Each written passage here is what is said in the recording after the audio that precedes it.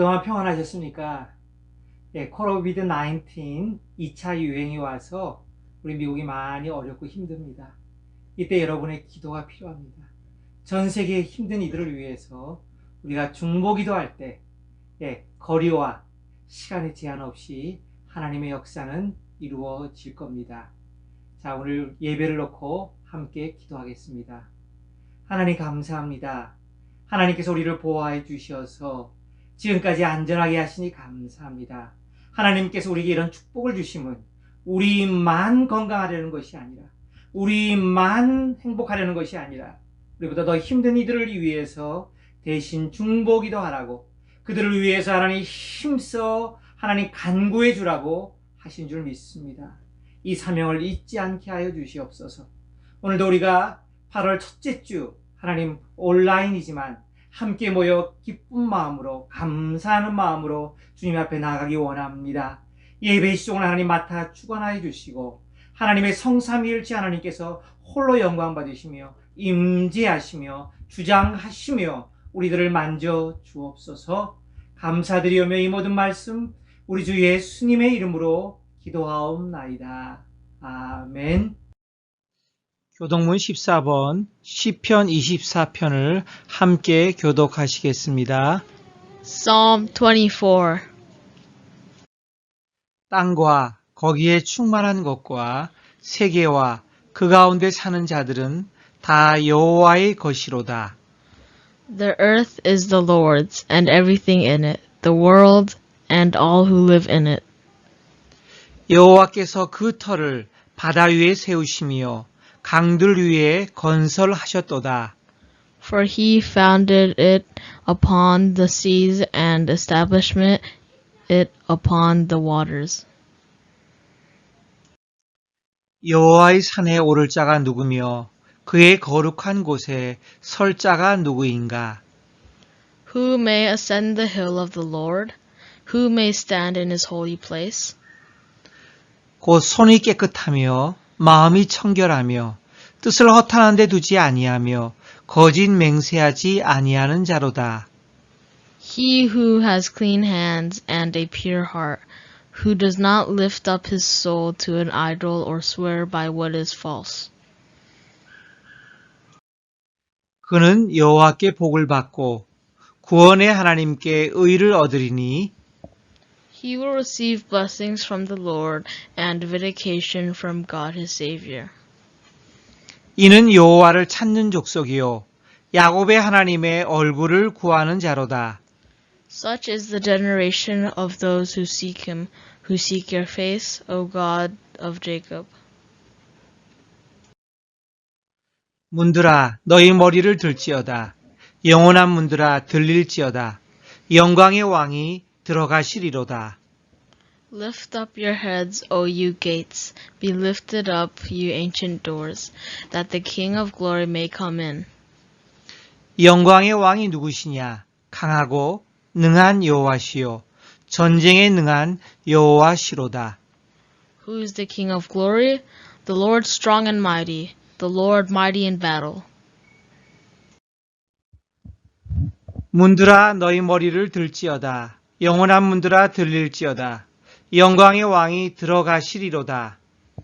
Lift up your heads, O you gates, lift them up, you ancient doors, that the King of the glory may come in. 영광의 왕이 누구시냐? 만군의 여호와께서 곧 영광의 왕이시로다. Who is he? This King of glory, the Lord Almighty, he is the King of glory.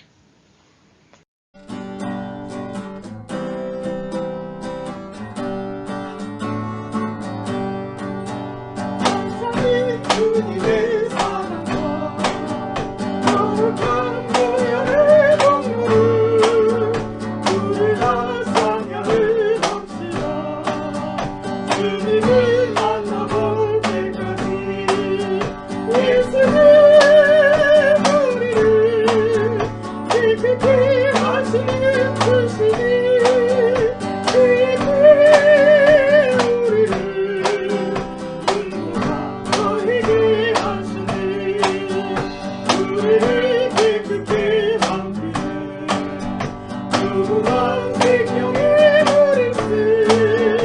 생명의 구원을 받는 자 하나님 찬양을 합시다.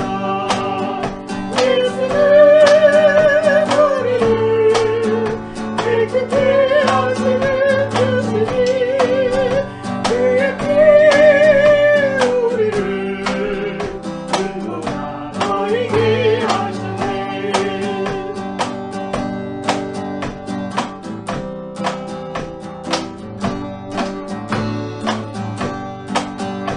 십자가 단단히 붙잡고 날마다 이기며 나갔을 머리에 혈류가 쓰고서 그 앞에 찬양할 때까지 예수는 우리를 깨끗게 하시는 주시니 그의 피 우리를 근거가 너희게 하셨네.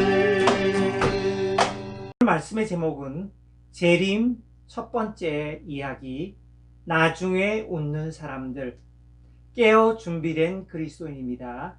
재림 첫 번째 이야기, 나중에 웃는 사람들, 깨어 준비된 그리스도인입니다. 오늘 말씀의 본문은 마태복음 25장 1절부터 13절까지입니다. 같이 합독하겠습니다. 1절, 그때 천국은 마치 등을 들고 신랑을 맞으러 나간 10 처녀와 같다 하리니 그 중에 5은 미련하고 5은 슬기 있는 자라. 미련한 자들은 등을 가지되 기름을 가지지 아니하고 슬기 있는 자들은 그릇에 기름을 담아 등과 함께 가져갔더니 5절, 신랑이 더디오므로 다 졸며 잘세.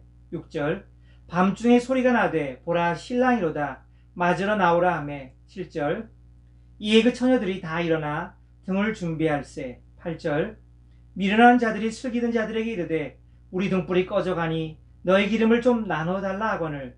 9절, 슬기 있는 자들이 대답하여 이르되 우리와 너희가 쓰기에 다 부족할까 하노니 차라리 파는 자들에게 가서 너희 쓸 것을 사라 하니. 10절, 그들이 사러 간 사이에 신랑이 오므로 준비하였던 자들은 함께 혼인잔치에 들어가고 문은 닫힌지라. 11절, 그 후에 남은 처녀들이 와서 이르되 주여 주여 우리에게 열어주소서. 대답하여 이르되 진실로 너에게 이르노니 내가 너희를 알지 못하노라 깨어하였느니라. 13절, 그런즉 깨어있으라 너희는 그날과 그때를 알지 못하느니라. 아멘. 오늘은 먼저 한국 사람이라면 다 알고 있는 조선시대 대표적인 연애소설 춘향전에 얽힌 이야기로 시작해보려 합니다. 그네 뛰는 춘향이는 어찌 보면 그 당시로서 젊은 남자들을 유혹하는 행위를 했다고 볼 수 있습니다. 거기에 이도령이 말려든 겁니다. 한밤중에 담을 넘어 춘향의 방에서 부부가 되자는 약조를 요구하는 모습은 한참 앞서가는 요즘에 끼 많은 젊은이들을 본 듯한 느낌을 받습니다. 본래부터 춘향이는 정숙한 처녀는 아니었던 듯 싶습니다. 그러던 것이 점차 춘향이로 하여금 정결한 처녀로 변하게 합니다. 이도령과의 이별을 통해서 진정한 사랑에 있어 꼭 필요한 기다림과 아픔이라는 단어들을 몸소 익히고 배우게 됩니다. 변사또의 폭력과 강압 속에서 순결의 중요성을 차츰 배워갑니다.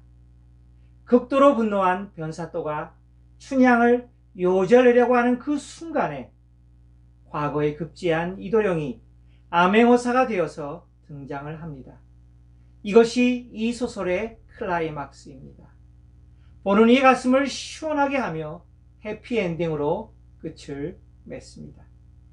이것은 성경에서 말하는 신랑 되신 그리스도의 재림과 그분의 다시 오심을 간절히 기다리며 순결과 거룩한 삶으로 준비되어야 하는 신부된 우리 모든 그리스도인의 이야기와도 정확하게 연결될 수 있습니다. 오늘은 우리가 익히 잘 아는 10 처녀의 비유를 통해 영적으로 잠들지 말고 늘 깨어서 주님의 재림을 준비하는 성경적인 바른 삶과 신실하고 충성스러운 구체적인 삶을 사는 것이 얼마나 중요한지를 다시 한번 나누고자 합니다. 오늘부터 3주 동안 재림에 대한 우리 주님의 비유를 통해 함께 은혜를 나누는 것은 이 비유들의 목적이 성경에서 일관되게 주장하듯이 우리 앞에 항상 두 가지 운명의 길이 놓여 있습니다. 하나는 생명의 길, 다른 하나는 사망의 길이죠. 우리의 선택여하에 따라 우리의 영원한 운명이 결정된다고 말하고 있는 것이 바로 성경이 가르치는 중요한 가르침이라는 것을 잊어서는 안 됩니다. 로마서 8장 6절에 이렇게 기록되어 있습니다. 육신의 생각은 사망이요 영의 생각은 생명과 평안이니라. 재미있는 사실은 이 구절이 기록된 본문이 로마서 8장이니 이미 구원받은 이후의 삶에 대해서 설명하는 부분이라는 것입니다. 즉 구원받은 이후라 할지라도 육신의 생각에 빠져 살면 영락없는 사망인데 이건 하나님의 책임이 아니라 바로 우리의 책임이라는 뜻입니다. 그래서 우리 주 하나님은 이 비유의 말씀들을 통해 한 명이라도 성도들이 걸어야 할 바른 곳으로 삶의 자리를 옮기기를 원하시는 것입니다. 그래서 이 비유의 목적은 마지막 때 다시 한번 우리의 신앙 모습을 말씀에 비추어 보고 잘못된 방향으로 가던 것이 혹시나 있었다면 과감하게 궤도 수정을 하여 나중에 웃는 사람들, 결국 영원한 소망을 쟁취하는 사람들이 되라는 것입니다. 오늘 비유의 핵심 초점은요, 보통 초반부 2절과 중반부 7절에 기록된 것처럼 미련한 자들, 즉 미련한 처녀들은 신랑을 기다리는 사람들이었으므로 오늘날로 말하면 주님을 기다리는 성도에 속합니다. 그렇지만 신랑의 혼인잔치에 최종적으로 들어가지 못했으므로 분명히 이들은 믿음의 삶에 있어 나고자 실패자임에 틀림이 없습니다. 먼저 미련한 5명의 처녀에 대한 긍정적인 모습, 안타까운 모습을 살펴봅시다.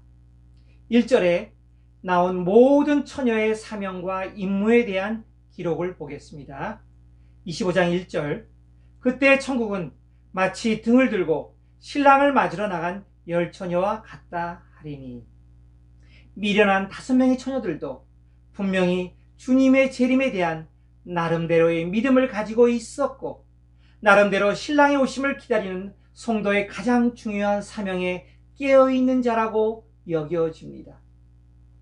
또 7절에 보면 이에 그 처녀들이 다 일어나 등을 준비할세. 다 일어나서 등을 준비했다는 겁니다. 비록 중간에 주님의 재림이 지연되니까 모두가 똑같이 졸음이나 깊은 잠에 빠져 있었지만 신랑이 온다는 소식을 듣고 모두가 다 일어나 다시 등을 준비했다고 합니다. 무슨 뜻입니까? 끝까지 성도의 가장 중요한 미션인 주님 오심을 고대하는 일에 있어 최소한의 임무와 책임에 관련된 행동을 망각하지 않았다고 볼 수 있습니다. 그렇다면 무엇이 잘못된 겁니까? 어디서부터 일이 꼬이기 시작한 것입니까? 한번 조금 찬찬히 살펴보겠습니다. 오늘 본문 2절에서 4절까지를 읽어봅니다. 2절, 그 중에 5은 미련하고 5은 슬기 있는 자라. 5절, 3절, 미련한 자들은 등을 가지되 기름을 가지지 아니하고. 4절, 슬기 있는 자들은 그릇에 기름을 담아 등과 함께 가져갔더니. 열처녀 비유를 이해하기 위해서는 유대인의 혼인 풍습, 결혼 풍습을 먼저 이해해야 합니다. 간단히 설명을 드리면 혼인잔치에 신부 측에서 신랑이 오는 길을 안내하기 위해 선택된 사람들, 오늘 본문에 나오는 처녀들이죠. 그들은 등불을 준비하여 미리 나가서 기다리고 있습니다. 그런데 그 시간이 오늘날처럼 정확하게 몇 시 몇 분이라고 정해져 있지 않기 때문에, 다시 말하면 신랑의 도착 시간이 초저녁이 될지 한밤중이 될지 알 수 없으므로 이들 신부의 들러리들은 등을 준비하되 그 등이 중간에 문제가 생겨서 꺼지지 않도록 미리 점검해야 합니다. 또 신랑의 도착이 지연될 때를 대비해 충분한 기름을 준비해 가야 한다는 것입니다.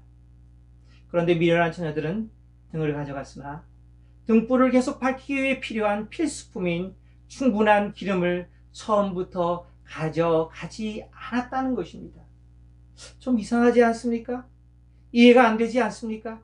분명히 사절에 나오는 슬기로운 처녀들은 안 그러했는데 두 그룹 다 동일하게 신랑 되신 예수님의 오심을 기대했습니다.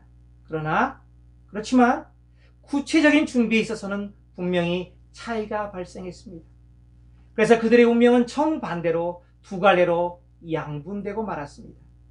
그리고 그런 이들의 행동을 보고 주님께서는 한 그룹을 아예 처음부터 지혜 있는 자들이라고 부르셨고 나머지를 미련한 자들이라고 처음부터 그렇게 지칭하셨다는 것입니다. 2절에 나와 있죠.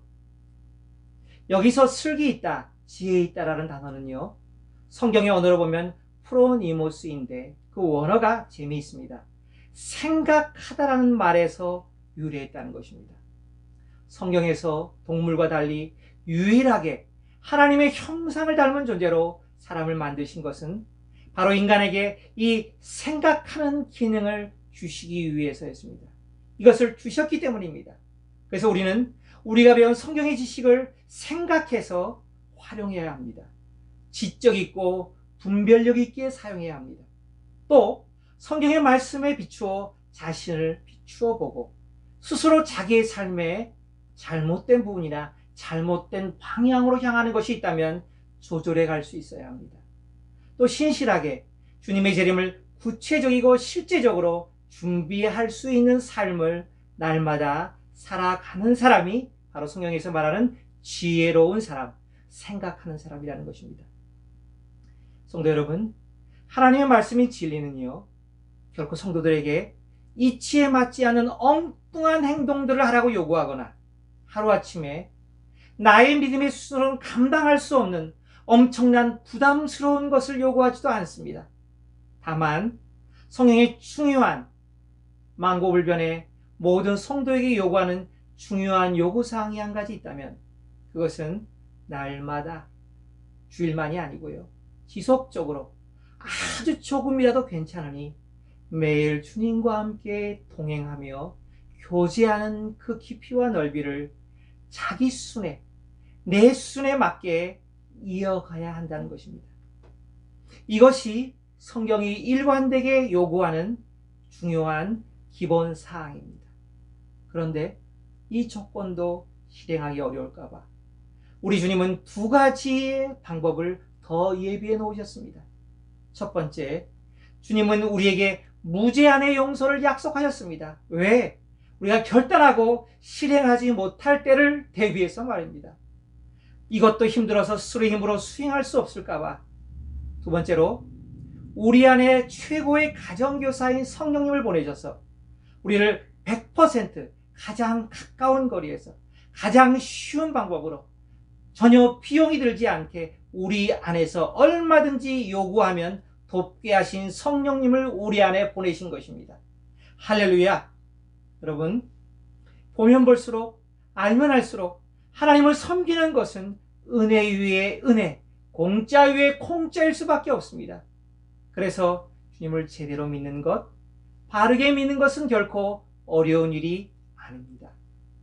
마태복음 7장 24절에 이렇게 기록되어 있습니다. 그러므로 누구든지 나의 말을 듣고 행하는 자는 그 집을 반석 위에 지은 지혜로운 사람 같으리니. 마태복음 24장 45절 말씀. 충성되고 지혜 있는 종이 되어 주인에게 그 집 사람들을 맡아 때를 따라 양식을 나눠줄 자가 누구뇨. 성경에서 지혜롭다는 말은 산상수훈에 기록된 말씀처럼 하나님의 보석과도 같은 귀한 말씀을 듣고 잊어버리는 자가 아닙니다. 구체적으로 행동에 옮기는 자입니다. 이 사람이 바로 성경이 말하는 지혜로운 자라고 부르고 있습니다.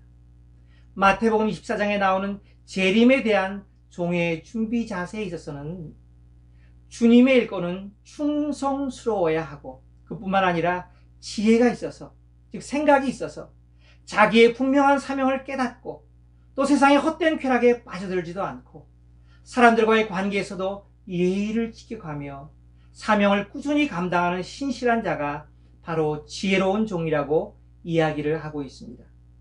기름을 준비하지 않고 등만 가지고 나간 처녀는 준비를 한다고는 했지만 사실 제대로 된 준비를 하지 않은 성도를 말합니다. 그렇다면 왜 이런 일이 벌어졌을까요?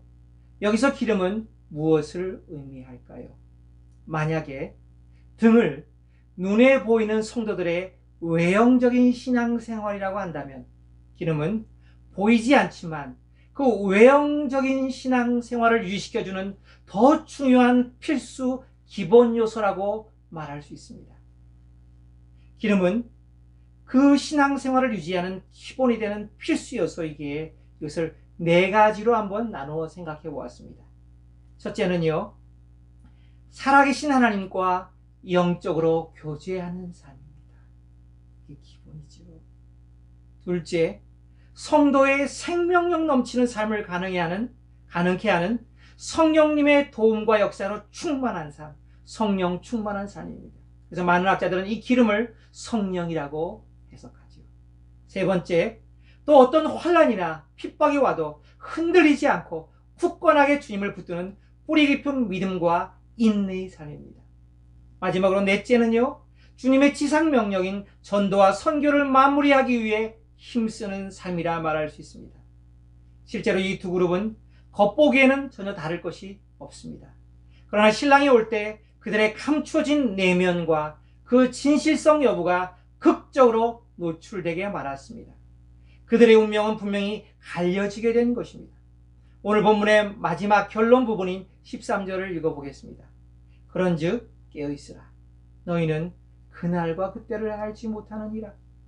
그런데 성경이 말하는 깨어있다는 것은요, 단순히 영적으로 잠들지 않고 깨어있음만을 의미하는 것은 아니라는 것입니다. 어떻게 알 수 있냐고요? 오늘 본 말씀 5절을 다시 한번 보십시오. 5절, 신랑이 더디옴으로 다 졸며 잘세. 이 말씀이 솔직히 말해서 저같이 평범한 좀 어리숙한 신앙인에게는 얼마나 은혜로운 구절인지 모릅니다. 오늘 본문의 스토리에선 한 사람도 온전히 깨어서 신랑이 올 때 잠을 자고 있지 않은 사람은 없었다는 구절입니다. 그러므로 우리 주님이 요구하시는 깨어있으라는 구절은 인간 기적인 기준으로 볼 때 거의 완벽에 가까운, 기계적으로 볼 때 0.0001%의 오차도 없는 완벽한 영적으로 깨어있음을 의미하는 것은 아니라는 것입니다. 안심이 되지요? 할렐루야. 저도 안심이 됩니다. 결국 마지막까지 깨어있는 것은 우리의 책임이지만 우리를 깨우시기 위해 삼위일체 하나님은 쉬지 않고 일하십니다. 그분의 놀랍고도 오묘한 사랑과 권면의 손길을 통해 끊임없이 우리를 준비시켜 주십니다. 할렐루야. 마치 이번에 2차 유행까지 몰고 와서 온 미국 전역을 힘들게 하는 신종 코로나 코비드-19도 마찬가지라 생각합니다. 바로 그러한 역할, 성도는 깨우는 역할을 했다고 생각합니다. 우리가 고대하던 주님을 알리는, 우리가 이제껏 보았던 그 많은 징조들 중에 한 징조였지만 이전 것과 다른 점은 무엇입니까? 답변이 분명하죠. 가장 강력하게 이전과는 비교할 수 없을 정도로 택한 백성을 확실하게 깨우는 주님의 재림을 준비하기 위하여 사인의 역할을 감당했다는 것입니다. 사랑하는 주의 택한 백성 여러분, 오늘 마지막으로 이렇게 권면하고 마칩니다. 이번 코로나 바이러스로 인해 주님이 곧 오시겠구나. 그럼 준비해야지. 라는 말 정도로 그치면 안 됩니다.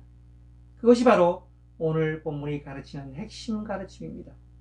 단순히 성경에서 특별히 주님 다시 오심에 대한 가르침을 주시는 중요한 메시지 가운데 이런 메시지가 있습니다. 24장 42절 마태복음, 그러므로 깨어있으라. 어느 날에 너희 주가 임할는지 너희가 알지 못함이니라. 이 말씀은 참 중요한 말씀인데 이 말씀의 뜻은요, 물리적으로나 단순히 영적으로 주님이 오실 때가 임박했다는 사실을 느끼고 인지하는 것만을 가지고 깨어있다라고 성경은 절대로 말씀하지 않고 있다는 것입니다. 구체적으로 미리 기름을 준비하는 삶을 살아야 합니다. 기도하겠습니다. 하나님 감사합니다. 오늘 재림 첫 번째 이야기, 나중에 웃는 사람들을 통해서 주님의 재림을 준비하는 10명의 처녀 가운데, 즉 거룩한 성도들 가운데 5명은 낙오된 그 자임을 우리는 보았습니다. 바라옵고 원하옵기는 다시 한번 깨어서 우리의 삶이 조금이라도 원래의 방향에서 벗어난 것이 있다면 다시 깨어 일어나 바르게 방향 짚고 하나님을 향해서 나아가게 하여 주옵소서. 지금은 우리 주 예수 그리스도의 크신 은혜와 하나님 아버지의 한량없는 사랑하심과 성령님의 감화감동 충만 역사하심이 오늘도 예배를 통해 새롭게 깨닫고 아주 작지만 주님 앞에 결단하며 그대로 살기 원하는 주의 모든 백성된 사람들의 머리머리 위에 영원토록 함께 계실지어다. 아멘.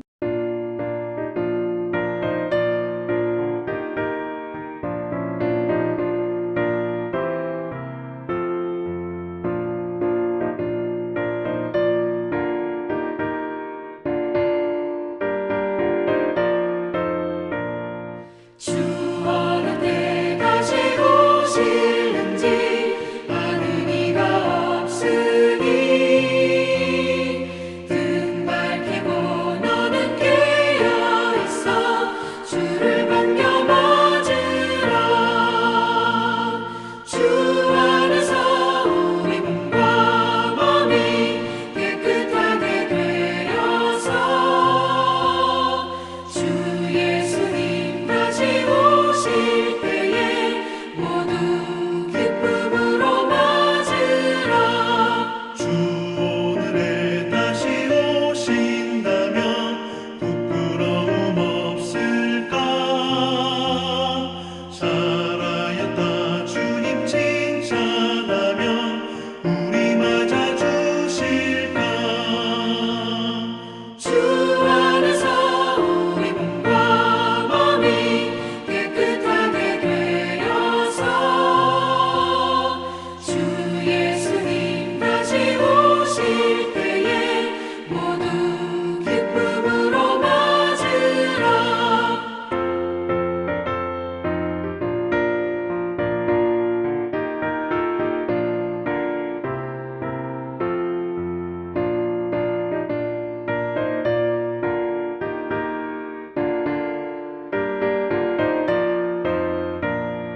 주 예수님 맡겨주신 일에 모두 충성 다했나.